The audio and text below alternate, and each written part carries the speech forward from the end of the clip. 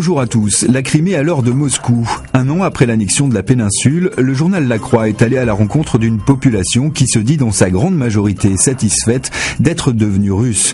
Mais tous ne se rendront pas aux cérémonies d'anniversaire du rattachement de la Crimée à la Russie cette semaine. Alexandre, par exemple, jeune habitant de Simferopol se présentant comme apolitique, se rappelle. Il y a un an, Moscou disait combattre ici les fascistes venus de Kiev. Je n'ai jamais vu les fascistes, dit-il, mais j'ai bien vu les paramilitaires russes à la manœuvre. Au premier plan des contestataires également, les Tatars entendent contredire ce beau conte russe. Cette minorité musulmane, comptant 300 000 personnes en Crimée, 13% de la population, est la seule à avoir boycotté le référendum sur leur attachement l'an passé. Aujourd'hui, ses représentants dénoncent un climat de peur. Une vingtaine de membres de leur communauté ont été mystérieusement kidnappés au cours de l'année écoulée. C'était loin d'être l'idéal sous l'Ukraine, estime l'un d'eux, mais aujourd'hui, il y a de sérieux problèmes. Le Monde de ce mardi évoque également Vladimir Poutine et la Crimée, et l'on y apprend que le chef d'État russe était prêt à tout pour reconquérir la péninsule, y compris l'option nucléaire. C'est lui-même qui le dit froidement dans un documentaire télévisé. Nous avons déployé nos missiles de telle façon qu'ils étaient clairement visibles depuis l'espace. Un message clair lancé aux Américains pour dissuader toute tentative de réaction. Les Israéliens sont aujourd'hui amenés à renouveler leur parlement, des élections législatives qui pourraient bien changer la donne, estime ce matin Libération. Grignoté par le centre et l'ultra-droite, le parti de Benyamin Netanyahou se présente sérieusement affaibli face à des électeurs qui le reprochent d'avoir délaissé les problématiques économiques et sociales au profit du tout sécuritaire.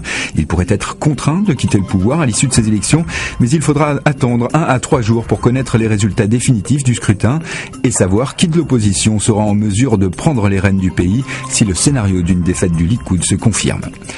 Et si vous voulez savoir comment va le gouvernement d'Alexis Tsipras, feuilletez l'Humanité ce matin, vous y retrouverez un entretien de 3 pages avec le ministre des Finances du gouvernement grec, Yanis Varoufakis.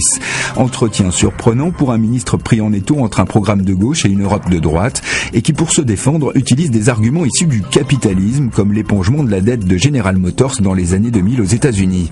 C'est l'ironie de la situation, sourit le ministre, visiblement décontracté. Un gouvernement de gauche radicale rappelle l'Europe à la logique même du capitalisme. C'est aussi dur que cela, dit-il. S'il y a une compagnie qui a visiblement bien compris le fonctionnement de notre économie, c'est sans nul doute la compagnie aérienne Ryanair. À découvrir dans les Échos ce matin, le feu vert du conseil d'administration du premier transporteur aérien en Europe a été donné pour lancer des vols low-cost transatlantiques d'ici 4 ans. La compagnie aérienne évoque déjà le prix du billet, 14 € pour s'envoler vers les États-Unis. Côté Europe, les vols concernés incluraient notamment Londres, Dublin et Berlin. Côté États-Unis, New York, Boston, Chicago ou encore Miami.